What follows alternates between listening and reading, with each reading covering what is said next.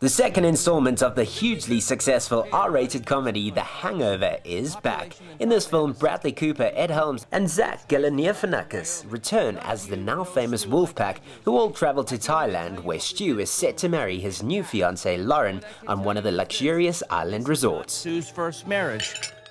There was a whore in Las Vegas a couple of years ago. Time's up. The dentist, who is reluctant to have a final send-off, is eventually convinced by his friends to have one drink ahead of the big day.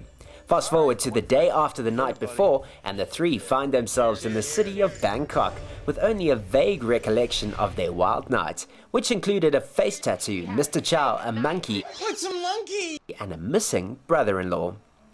In the search to find Teddy, the three piece together their hilarious and rather twisted one night in Bangkok. The Hangover Part II opened at the weekend alongside the DreamWorks animation sequel Fu Panda 2, and while the animated films usually hit the top spot, the stars of The Hangover told us they were certain that the now famous Wolfpack and Crystal the Monkey would definitely trump the panda at the box office. I think we may get lucky, and we may take the panda. You know, we're not actually fighting a panda bear. Yeah. Right? Okay. How was that timing, Ken? It was very good. I went there. Yep. I threw it over there. Yeah. I took it back. Yeah. He's giving me junket notes on how to. Junket notes. Okay. Why, are you new to this junket? No, he's the best. I was actually trying to see if that was funny or not. Oh, that was very funny. Okay. It was very good. I had a hearty laugh. Oh, good. Inside. Is that what happens on set? Yes. Like, I'm sorry. I'm all sorry. the time. Well, under a very stressful situation, because you have this captain of the ship who's a tyrant, you know, lashing us. Todd Phillips. That's Todd Phillips. And we're not joking about that. And you're in Bangkok, so and we're in you need to Bangkok, do that, which you know? was Where are you yeah. guys? I don't know. Justin Bartha, who returns to the role of Doug in the film, says he jumped at the opportunity to be in the second one.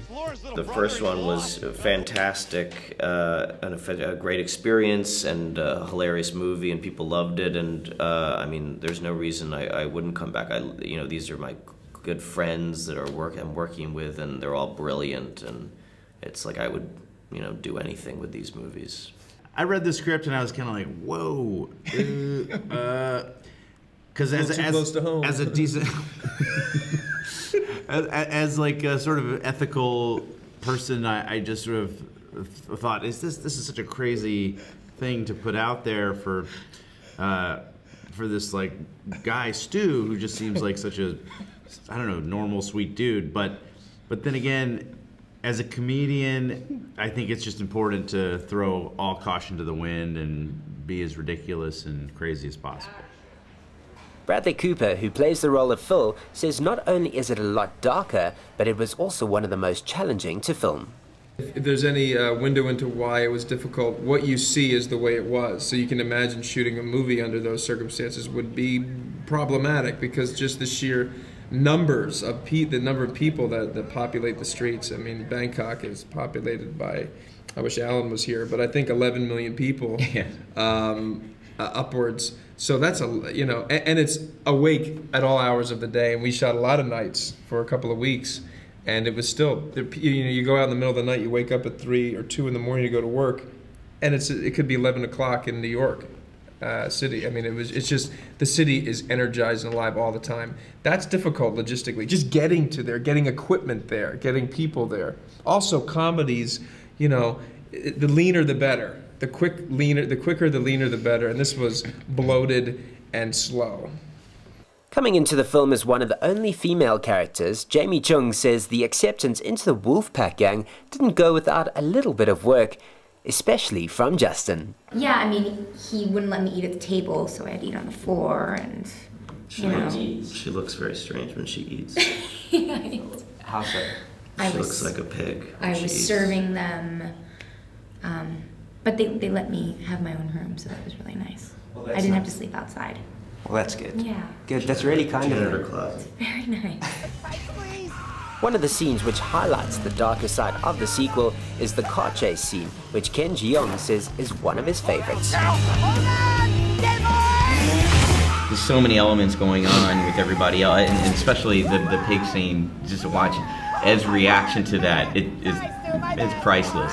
And I love that scene because it kind of defines Chow's character in many ways when like his rearview mirror is getting shot off and everyone's horrified and he's laughing. You know, it's just that sociopathic quality of Chow is really, for me, kind of comes through. Yes. It's also a little window into what might have happened the night before. Like Chow just took us down this black hole. Yeah. And Chow just loves chaos, loves mayhem, loves danger, and we're just along for the ride. Bitches. When a monkey nibbles on a weenus, it's funny in any language. Watch all the chaos as it unfolds in The Hangover Part 2, which is now showing in cinemas around the country.